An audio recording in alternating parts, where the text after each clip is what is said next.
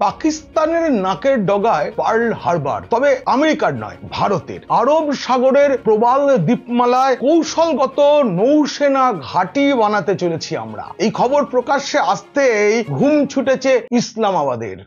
একই সঙ্গে চীন, মলদ্বীপেরও চিন্তা বেড়ে গেল। এই ঘাঁটি তৈরি হয়ে গেলে হরমুজ প্রণালী থেকে লোহিত সাগর অনায়াসে নজরদারি করতে পারবে ভারতের নৌবাহিনী। আটকানো যাবে পশ্চিমী উপকূল দিয়ে শত্রুর আনাগোনা। এই গৌরবময় আলোচনা যদি ভালো লাগে অবশ্যই সাবস্ক্রাইব করবেন। পিনাক্কি বলছে। এখন ভারতের পদক্ষেপে পাকিস্তান চীনের ঘুম ছুটে যাওয়া নিয়ে দেখুন এবং শুনুন পিনাক্কি বলছে।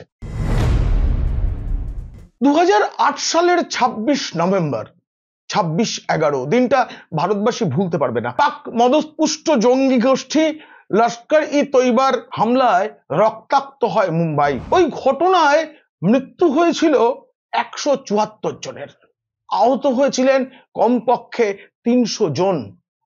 পরে তদন্ত হয়, তাতে যে হামলায় জড়িত 10 সন্ত্রাসবাদী কোথা দিয়ে ভারতে ঢুকেছিল তা জানা যায় আরব সাগরে পশ্চিম উপকূল পর্যন্ত তারা নৌকায় করে আসে এবং তারপর মুম্বাইয়ের বিভিন্ন জায়গায় তারা ছড়িয়ে পড়ে। এবার সেই উপকূল নজরদারির নতুন ঠিকানা তৈরি করতে চলেছে ভারত।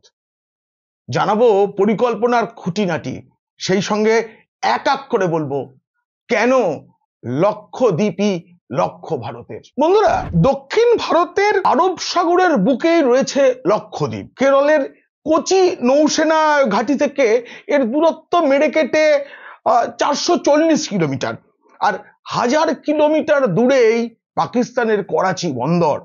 এহেন কৌশলগত যে অবস্থানের কারণেই সেখানে সামরিক ছাউনি অনেকদিন ধরেই তৈরি করতে চাইছিল নৌসেনা। এবার ভারত সরকার সেটাই শিলমোহর দিয়ে একটা মাস্টার স্ট্রোক দিতে চলেছে। তোড়জোড় শুরু হয়ে গেছে। ইতিমধ্যে দ্বীপে বিশেষ বিজ্ঞপ্তি জারি করা হয়েছে এবং তাতে বলা হয়েছে ওই দ্বীপটি একটিমাত্র দ্বীপ, আমি বলবো বিস্তারিত, একটিমাত্র দ্বীপকে প্রতিরক্ষা সংস্থার হাতে তুলে দেওয়া হবে। সম্প্রতি পহেলগাঁও জঙ্গি হামলাকে কেন্দ্র করে ভারত এবং পাকিস্তানের মধ্যে সম্পর্কের যে অবনতি এবং তারপর সিঁদুর অভিযান, এই সব মিলিয়ে যে পরিস্থিতি, তাতে এখন ভারতের প্রতিরক্ষায় অনেক বেশি নজর দেওয়া জরুরি হয়ে পড়েছে। এই পরিস্থিতিতেই সমুদ্রে ঘেরা পশ্চিম সীমান্তে নজরদারি বৃদ্ধির প্রয়োজন অনেকদিন আগে থেকেই বুঝছিল নৌসেনা। এবার তাতে পদক্ষেপ করছে ভারতীয় সরকার। সংস্কৃত বা মালয়ালম শব্দে এই যে লক্ষদ্বীপ, এই শব্দটির অর্থ হলো 1 লাখ দ্বীপের, 1 লক্ষ দ্বীপের সমাহার। অনেকে বলেন একটা সময় এখানে প্রায় 1 লক্ষ দ্বীপ ছিল, কিন্তু এখন আর সেটা নেই। এখন 36টি দ্বীপ রয়েছে এই লক্ষদ্বীপের মধ্যে। তার মধ্যে 10টি দ্বীপ মানুষের বসবাসযোগ্য। তার মধ্যেই উত্তর পশ্চিম সীমান্ত প্রান্তের দ্বীপটির নাম হচ্ছে বিত্রা, আর সেই বিত্রাতেই ভারতের কৌশলগত ঘাঁটি তৈরি হতে চলেছে। এই বিত্রায় মোটামুটি 105টি পরিবারের বাস। কেন্দ্রশাসিত অঞ্চলটির যে রাজস্ব দপ্তর, তারা গত 11ই জুলাই একটি বিজ্ঞপ্তি জারি করে দিয়ে জানিয়েছে যে সমগ্র দ্বীপটিকে প্রতিরক্ষা এবং কৌশলগত সংস্থার হাতে তুলে দেওয়া হবে। এরপরেই নানা রকম আলোচনা শুরু হয়েছে, কিন্তু সবচেয়ে বড় প্রশ্ন কেন বিত্রাকে বেছে নেওয়া হলো? স্বাধীনতার পর থেকেই আমাদের দেশে এই পূর্বের আন্দামান নিকোবর দ্বীপপুঞ্জকে বেশি গুরুত্ব দিত কেন্দ্র। তামিলনাড়ুর রাজধানী থেকে, মানে চেন্নাই থেকে এর দূরত্ব ওই 1200 কিলোমিটারের মতো।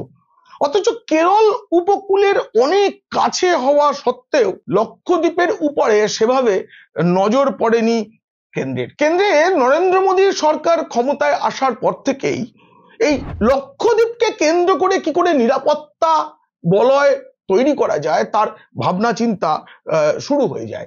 এবং মোদী নিজেও লক্ষদ্বীপ ভ্রমণ করেন আমরা জানি, কিন্তু তখন বোঝা যায়নি কি লক্ষ্যে তিনি লক্ষদ্বীপে গেলেন।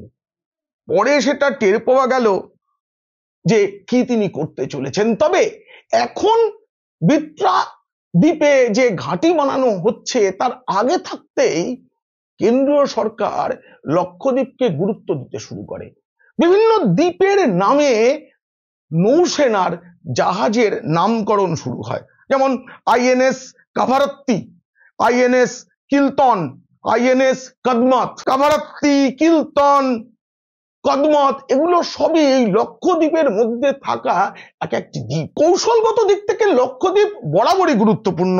আরব সাগরে যে বাণিজ্যিক জাহাজ এই দ্বীপের পাশ দিয়েই যাতায়াত করে, ফলে সামুদ্রিক পরিবহনে এই দ্বীপ থেকেই নজরদারি চালায় ভারত। লক্ষদ্বীপের অদূরেই রয়েছে দ্বীপরাষ্ট্র মলদ্বীপ। এখন মলদ্বীপের সঙ্গে ভারতের সম্পর্কটা মোটেও ভালো নয়, উল্টে মলদ্বীপের সঙ্গে চীনের ঘনিষ্ঠতা অনেক বেড়েছে এবং এটা শোনা যায় যে মলদ্বীপের মাধ্যমে ভারতের দক্ষিণ উপকূলে নজরদারি চালায় বেজিং। এবার লক্ষদ্বীপের এই বিত্রা দ্বীপ থেকে আকাশপথে করাচির দূরত্ব মাত্র 1000 কিলোমিটার, তবে জলপথে গেলে দ্বিগুণ দূরত্ব। কিন্তু একটা সুবিধা হচ্ছে দূরত্ব বেশি হলেও মাঝখানে জল ছাড়া আর কিছু নেই, ফলে প্রতিরক্ষা ঘাঁটি যদি ভারত গড়তে পারে সেখানে, তবে সেটা খুবই কার্যকরী হবে, কারণ আরব সাগরে ভারত সারাক্ষণ নজরদারি চালাতে পারবে। যেমন করে 26/11 মুম্বাই হামলার সময় জঙ্গিরা উপকূল দিয়ে ভারতে ঢুকে পড়েছিল, মুম্বাইতে নাশকতা চালিয়েছিল, সেটা আর করা যাবে না। বন্ধুরা, আপনারা জানেন যে বছর দেড়েক আগে থাকতেই মলদ্বীপের সঙ্গে ভারতের একটা দূরত্ব তৈরি হয়, সম্পর্কের অবনতি ঘটে। সেই সময় মলদ্বীপের কয়েকজন মন্ত্রী বিরূপ মন্তব্য করেছিলেন বলে ভারতীয় পর্যটকরা মলদ্বীপ বয়কটেরও ডাক দেন। সেই সময়েই ওই যে বিতর্কের প্রেক্ষাপট, তাতেই প্রধানমন্ত্রী নরেন্দ্র মোদী লক্ষদ্বীপে গিয়েছিলেন। সেই সফরে তিনি যখন ওখানে কাটিয়েছেন সেসব ছবি আমরা দেখেছি, তিনি সমুদ্রেও নেমেছিলেন। এরপরে পর্যটন স্থল হিসেবে লক্ষদ্বীপের প্রচার এবং জনপ্রিয়তা দুই বেড়েছে। এবার প্রতিরক্ষার দিক থেকেও লক্ষদ্বীপ ভারতের একটা গৌরবময় স্থান হতে চলেছে। লক্ষদ্বীপের বিত্রায় যে নৌসেনা ঘাঁটি ভারত বানাতে চলেছে তার পেছনে একাধিক কারণ আছে। প্রথমত, দক্ষিণ পশ্চিম পাকিস্তানের বালুচিস্তান প্রদেশের গদর বন্দরে ধীরে ধীরে উপস্থিতি বাড়াচ্ছে পিপলস লিবারেশন আর্মি বা পিএলএ নৌসেনা। এছাড়াও হর্ন অফ আফ্রিকা জিবুতিতে সামরিক ছাউনি রয়েছে বেজিং এর। ফলে ভারতের যে পশ্চিম উপকূল তার উপরে একটা কড়া নজর সবসময় কিন্তু চীন রেখে চলেছে। ভারতীয় প্রতিরক্ষা মন্ত্রকের দাবি, গত কয়েক বছরে আরব সাগর এলাকায় চীনা গুপ্তচর জাহাজের আনাগোনা বেড়েছে। মানে 2001 থেকে 2024 এই সময়ের মধ্যে কমপক্ষে 10টি এরকম জাহাজকে চিহ্নিত করা গিয়েছে যারা আসলে চীনের হয়ে গুপ্তচর বৃত্তি করছিল। এই যে গুপ্তচর জাহাজ, এগুলোকে নিয়ে ভারতের ভয়ের একটা বড় কারণ হচ্ছে আরব সাগরের গভীরে অপটিক্যাল ফাইবার বিছিয়েছে ভারত। এছাড়াও ভারতের কিছু জায়গায় তেল এবং প্রাকৃতিক গ্যাসের পাইপলাইন রয়েছে, সেগুলো ধ্বংস করে দিতে পারে চীন। এই কারণেই সামরিক ঘাঁটি তৈরি করা প্রয়োজন প্রবাল দ্বীপে, যেখান থেকে নজরদারিটা আরব সাগরে খুব সহজে করা যাবে। দ্বিতীয় একটা কারণ আছে, মাদক এবং হাতিয়ার চোরাচালান বন্ধ করার জন্য আরব সাগরের বুকে একটা দুর্ভেদ্য দুর্গ তৈরি করা দরকার। কারণ পাকিস্তান এবং আফগানিস্তান থেকে সামুদ্রিক রাস্তা ধরে এগুলি ভারতের মূল খণ্ডে ঢোকে এবং এতে সরাসরি মদদ দেয় আইএসআই। এবং আমরা জানি যে ভারতে যত জঙ্গি হামলা হয়েছে, ছোট বড় সবেতেই কিন্তু এই পাক গুপ্তচর সংস্থা আইএসআই এর যে যোগ তার প্রমাণ বারবার মিলেছে। আরো একটা বিষয় আপনাদের জানা দরকার, যে সামুদ্রিক রাস্তায় ভারতকে ঘিরে ফেলতে দীর্ঘদিন ধরে চেষ্টা চালিয়ে যাচ্ছে চীন। এটাকে বলা হয় স্ট্রিং অফ পার্লস, মুক্তোর সুতো। এই যে পাকিস্তানের গদর বন্দরের কথা বললাম, এছাড়াও মায়ানমারের কিয়াউ কফিউ এবং শ্রীলঙ্কার হাম্বানটোটোয় কৌশলগত প্রভাব রয়েছে বেজিং এর। এই এলাকাগুলিতে প্রয়োজন মতো নৌঘাঁটি বানাতে পারবে চীন। এছাড়াও দক্ষিণ চীন সাগর এবং পূর্ব চীন সাগরে একাধিক কৃত্রিম দ্বীপ তৈরি করে চলেছে চীন। তো ভারতের এর ফলে সমুদ্রে নজরদারির গুরুত্ব বাড়ছে, কিন্তু মনে রাখতে হবে ভারত পিছিয়ে নেই।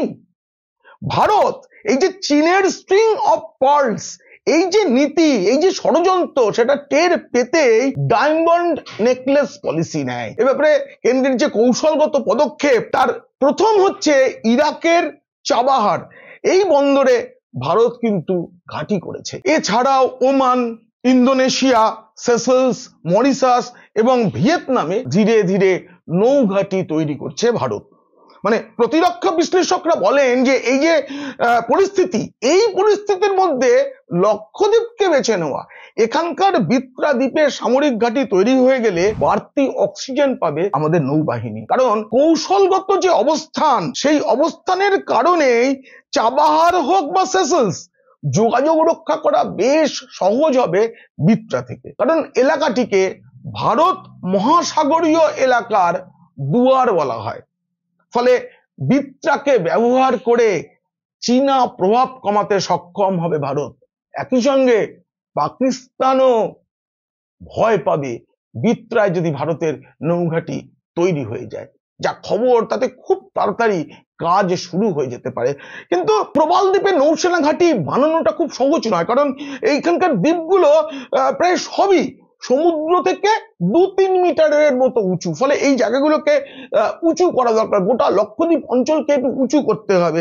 এছাড়াও এইসব জায়গায় জমি অধিগ্রহণ করতে গেলে সেখানে রাজনৈতিক বাধাও কিছু আসতে পারে। ইতিমধ্যে সেখানকার যিনি কংগ্রেস সাংসদ হামদুল্লাহ সঈদ, তিনি বিরোধিতা শুরু করে দিয়েছেন। কিন্তু যতই বাধা আসুক ভারতকে করতে হবে, কারণ ভারতের যে ৭,৫০০ কিলোমিটার উপকূল রেখা, তাতে নৌঘাঁটি রয়েছে মাত্র 10টি। এটা বাড়াতে হবে এবং বাড়ানোর কাজ খুব তাড়াতাড়ি শুরু করতে চাইছে কেন্দ্র। আরো একটা বিষয়, যে যেহেতু এটা কেন্দ্র শাসিত অঞ্চল, তাই যে রাজনৈতিক বাধা, এই যে কংগ্রেস সাংসদ বাধা দিতে শুরু করেছেন, এরপর কংগ্রেস সহ ইন্ডি জোটের অন্য দলগুলো হয়তো বাধা দিতে চাইবে, কিন্তু সে বাধা সহজেই টপকাতে পারবে কেন্দ্র। কারণ আইন অনুযায়ী জাতীয় নিরাপত্তার স্বার্থে ওই এলাকার জমি অধিগ্রহণে নৌবাহিনীর কারো কোনো অনুমতি নেওয়ারই প্রয়োজন নেই, খালি বিজ্ঞপ্তি দেওয়া হয়েছে। আর ওখানে এত কম মানুষের বাস যে তাদের পুনর্বাসন দেওয়া একেবারেই কঠিন নয়। কিন্তু নৌবাহিনী তথা কেন্দ্রীয় সরকার কি খুব সহজে করে ফেলতে পারবে? বিরোধী দলদের ভূমিকা কেমন হবে ভারতের এই গর্বের পদক্ষেপের আগে? এসবের দিকে আমাদের নজর রাখতে হবে। তবে আজকে ভারতীয় নৌবাহিনী তথা কেন্দ্রীয় সরকারের এই পরিকল্পনা নিয়ে আলোচনা কেমন লাগলো তা জানিয়ে অবশ্যই কমেন্ট করবেন। আর ভালো লাগলে বন্ধুদের, খারাপ লাগলে শত্রুদের শেয়ার করবেন। আপনারা খুব খুব ভালো থাকবেন।